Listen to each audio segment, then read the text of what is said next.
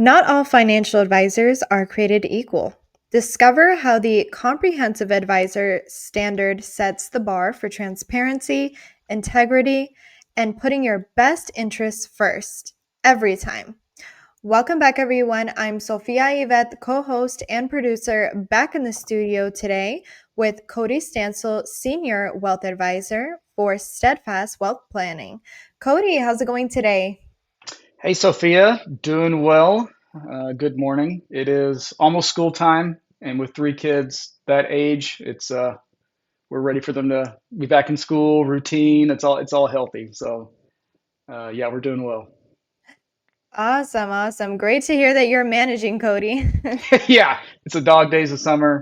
It's triple digits. The kids are bored at the house, so we're ready for school to start here in a couple weeks. That's for sure. Well, Cody, always great to be back with you. Now, ready to unpack what comprehensive advisor responsibility really means for your listeners' financial future? Absolutely, All absolutely. right. So, Cody, how do I find the best financial planner for me and why is it so important? Great question. The for me part is what I want to point out there. There are a lot of great financial planners out there. It's really, okay, who is best for me, my situation, where I'm at in life, my personality type, those kind of things. So, receive this question a lot. There are a lot of gray areas to this answer. So, similar to, if you ask 20 different people what the best pizza in town is, you might get 20 different answers, right? Because everyone's needs and their preferences are a little bit different. Um, but I have four or five big components and kind of red flags, topics to talk through on this one. First off, in my opinion, I believe that you have to have the same mindset and get along with the financial planner. So if you sit down, go into a financial planner's office, it's kind of it's almost like that gut feeling of, do we feel like we're in the right place? Does it feel sketchy? Does it, you don't have to be best friends or think the exact same way. But I talked to a lot of clients that would meet with a previous advisor and they just felt uncomfortable or awkward at times, or maybe their questions were, a little not what, the clients thought they would ask. Um, Personality is a big one too, and just how they view money. Your goals have to align. There's a lot of advisors that are okay with you having a lot of debt. And so if you don't love that, then obviously their advice is going to be geared that way, or vice versa. If you're okay with debt, but your advisor's like, no debt ever, obviously there's that advice isn't really going to align with how you view money. Um, Now, let me clarify. You don't have to agree with 100% of every piece of advice that your advisor offers you. That's why you hired a professional. Is they're going to have topics or things that they bring up that you're like, oh, I don't know about that. And that's the whole purpose of it, right? They're bringing insight that maybe you haven't thought about before as a professional. But just the overall arching, do I feel comfortable? Do I feel like they're just trying to sell me something? Just how the advisor talks through your particular financial plan and situation, you will get a feel for, I don't know about this, or yeah, sounds great. So I'd say that that's a big red flag for folks, is just how you feel in that initial meeting. The second topic kind of follows the first one.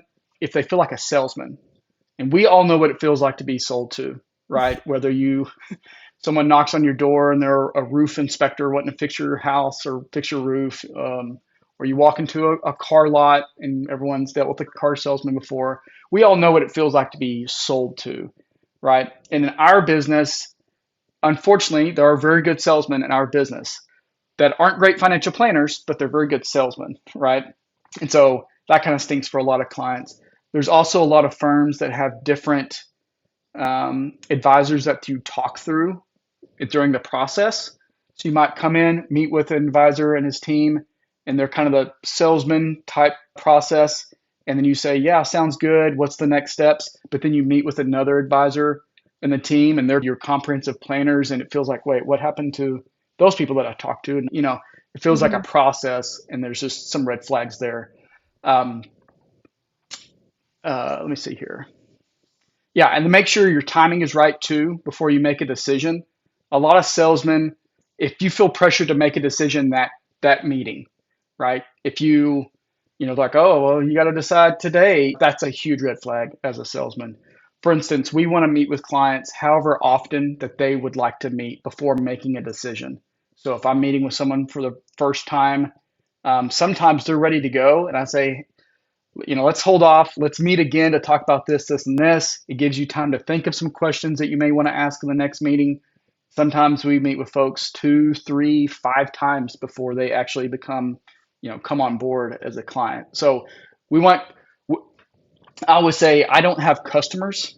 I have clients, right? I want clients for life. This isn't a transaction. So I want you to be very comfortable before you come on board. That way our relationship is sustainable and steadfast for the future.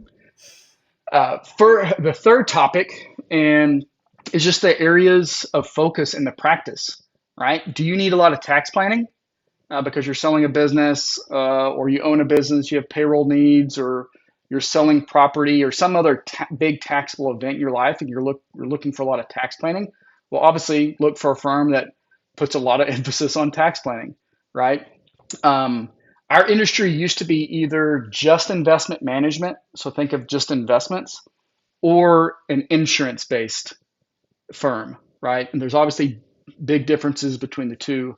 But over the last 20 years, that's kind of evolved into where it's over comprehensive financial planning on several aspects. And in my opinion, that's where you want to be. That's what we do. We want a financial planner that goes through several aspects of managing investments, talking through taxes, making your estate plan, making sure your estate plan is in order with your wills, trust.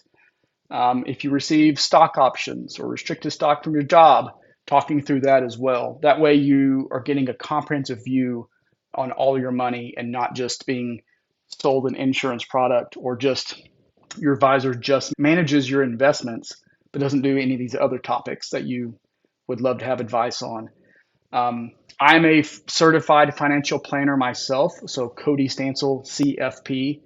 And the CFP board is, just think of it like a designation in our industry that proves that you've gone through the topics, the comprehensive topics, and that you have studied estate planning, taxes, investments, employee benefits, the whole 9 yards, right? So that certification on the end of our title definitely brings up that topic. Next one is, there's a big discrepancy here, and there's no right or wrong answer, but do you want a big firm? Do you want a small firm? Right? There's pros and cons to both, right? Think of if you needed to hire a plumber. Some people are okay calling a 1-800 number, dealing with the rep. Maybe you get faster service that way because they have a lot of plumbers on staff. Maybe you feel more comfortable because it's a nationwide plumbing business, and that way the odds of them being a fraud or Ponzi schemes obviously a lot less. They wouldn't be in business if they were doing something like that. Or vice versa, you feel the smaller touch of a smaller firm, you deal with the same folks. Once again, there's no right or wrong answer, but it all depends on what you feel is best suited for you. For instance, we are that smaller firm. We're a small feel located here in Plano. Clients call us, they text us on our work line. Once again, we don't have customers. You don't have to repeat your situation every time you call in and just have a question about your finances. We know you, right? I'm going to one of my clients' weddings here in 4 weeks, right? It's about relationships, and it's about having that kind of hometown feel. But with that, you get a lot of small firms that maybe don't have the technology or the resources, where we're kind of in between. I'm a big believer in good technology, and it's not just a good old boy with your paper statement that we mail you. You can log in 24/7 and go through those things. So that's another big one from folks. I see big firms, small firms. There's definitely differences. Once again, no right or wrong, but there's definitely big differences there. And then lastly, in our industry, I do want to bring this up. I mentioned it a little bit earlier. There is a big difference in an insurance-based financial planning firm compared to an investment-based financial planning firm. I'm not going to name any names. I'm not going to throw anybody under the bus, but any life insurance company and how they view financial planning is definitely different. And it's definitely from an insurance view. So a lot of the financial planning questions to your answers, or excuse me, answers to your questions will be insurance related, right? A permanent life insurance policy and or an annuity is going to be a lot of their answers because that's where they're coming from in their point of view. That's not necessarily what we do. We are an investment based firm. So once again, we want you to have your 401k, your IRA.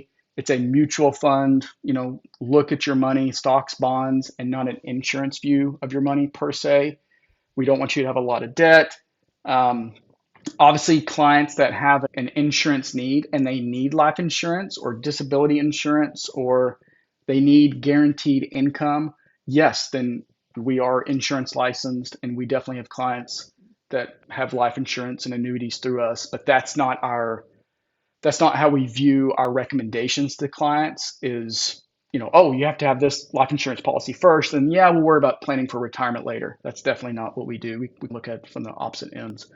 So I just meet with a lot of clients that come from insurance based firms and they come over and I have a client, not married, no kids, has all this life insurance. And it's like, that doesn't really make any sense because if you pass away, no one's depending on your income. And you can tell they're just sold a product instead of like, what do they actually need? So I hope that makes sense. Those are the 4 or 5 big topics that I thought of and what I see from my clients when they come in and have questions and when we interview with folks. Yes, Cody, thank you so much for breaking that down so clearly for us. Honored to join you as always. We will see you on the next time on Steadfast Wealth Planning. Thanks, Sophia.